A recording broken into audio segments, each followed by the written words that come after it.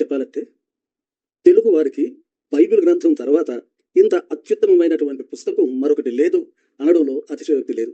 ఎందుకంటే అంతగా సంఘాల అభిమానాన్ని చూరుకున్నటువంటి పుస్తకం.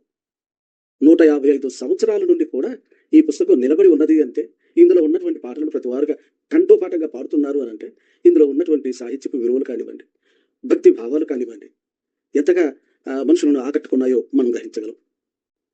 మొత్తం మీదైతే సుమారు 60 అంశాలను ఎంపిక చేసుకొని అప్పటి వరకు వాళ్ళకు లభించినటువంటి 620 పాటల్ని వర్గీకరించి ఇందులో చేర్చారు.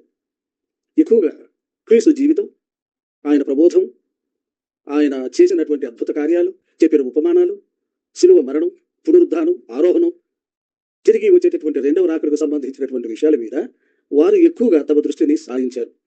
అందుకని ఈ 60 అంశాలు కూడాను క్రైస్తవ సంఘాన్ని పటిష్టంగా ఉంచడానికి, క్రైస్తవ సంఘాన్ని ఏకం చేయడానికి, క్రైస్తవ సంఘంలో ఉద్యోగం కలగడానికి ఎంతగానో ఉపకరించే విధంగా దీన్ని రూపొందించడం జరిగింది.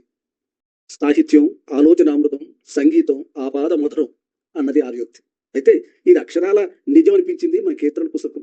ఎందుకంటే ఇందులో సాహిత్యాన్ని ఎవరు కూడా తప్పుపట్టలేనంత నిర్దిష్టమైనటువంటి సాహిత్యం మనకు కల్పిస్తుంది. పదగుంభనం, పదలాలిత్యం, పదపొందిక, ఆ పాటల నడక, దీనికి తోడు సంప్రదాయ సిద్ధమైనటువంటి సంగీతం, ఈ రెండింటిని కూడా రంగరించుకొని వెలువడినటువంటి ఈ కీర్తనలు మనల్ని ఎంతగానో ప్రభావితం చేస్తున్నాయి.